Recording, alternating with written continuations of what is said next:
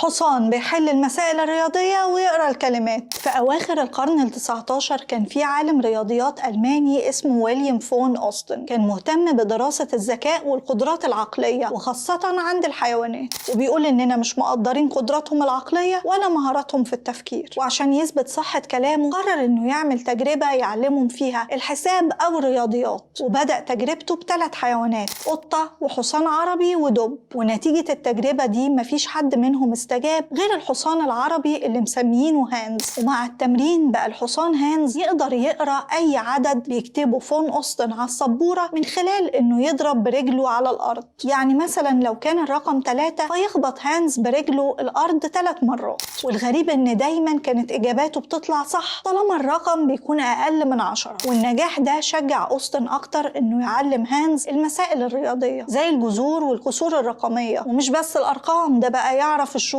والأيام كمان. وفي عرض من العروض اللي عملها أوستن بهانز علشان يثبت للناس نظريته، سألوا لو النهاردة التلات أول يوم في الشهر، يوم الحد هيكون كام في الشهر؟ ويجاوب الحصان هانز قدام الجمهور ب6 خبطات في الأرض. طب إيه هو الجذر التربيعي لرقم 16؟ يجاوب هانز إجابة صحيحة ويخبط الأرض 4 مرات. واللي استغربوا الجمهور أكتر لما قال لهم أوستن إن الحصان هانز بيقرأ الحروف والأسماء، يعني لما يخبط مرة واحدة يبقى حرف الألف، ولو خبط مرتين يبقى ب، وهكذا. وكان هانز في كل مرة يجاوب صح بنسبة 90%، سواء على بعض الأسماء أو في حل المسائل الرياضية البسيطة زي الجمع أو الطرح. وكمان إنه يقولك بكل بساطة النهاردة كام في الشهر. وحسب تقدير فون أوستن لقدرات هانز الرياضية فكانت بتعادل قدرات ولد عنده 14 سنة. بس إزاي ده يحصل؟ هل ممكن الحصان يتعلم كل ده وبشكل طبيعي، ولا دي كانت مجرد خدعة من أوستن؟ ده كان السؤال اللي طرحه بعض العلماء اللي شكوا في تجربة أوستن، وخاصة بعد ما اتكتب عنهم في جريدة النيويورك تايمز في صفحتها الرئيسية، وكمان اشتهروا على الآخر. فطلبت هيئة التعليم الألمانية إنها تعمل بحث مستقل لقدرات هانز العلمية، ووافق فون أوستن على الطلب ده وقال لهم يلا بينا، ما هو متأكد من قدرات هانز اللي ما فيش زيها. واللجنة دي كانت مكونة من 2 من علماء الحيوان وعالم نفسي ومربي أحصنة وبعض أساتذة المدارس وكمان مدير سيرك، وكل دول عملوا اختبار شامل لقدرات الحصان هانز. وسنة 1904 صرحت اللجنة إن مفيش أي تحايل أو خدع في قدرات هانز العلمية، وإن إجاباته كانت حقيقية وسليمة. بس اللجنة ما وقفتش عن الاختبار ده، وحولت الحصان لعالم السيكولوجي أوسكار فيونكست اللي عمل له معسكر مخصوص وحط له أسئلة كتيرة إجاباتها مختلفة. وطبعا كل ده بوجود مدرب الحصان هانز أوستن، وفعلا بقى يجاوب الحصان هانز على كل الأسئلة الموجهة ليه سواء من أوستن أو أوسكار، لحد ما طلب أوسكار من فون أوستن إنه يبعد عن مكان الاختبار. والغريب إنه لما بعد ابتدى الحصان هانز إجاباته الصح تقل ويجاوب غلط أكتر. بس يا ترى سبب اللخبطة دي إيه؟ عشان يعني أوستن هو اللي بيدربه ولا إيه الحكاية؟ هنا أوسكار افتكر إنه وصل لملاحظتين أو سببين. أول سبب إن لما الشخص اللي بيسأل السؤال ما بيكونش عارف إجابته، الحصان هانز بيتلخبط وبيجاوب غلط، وإن الحصان برضه بيجاوب غلط لما الشخص بيسأل السؤال من بعيد.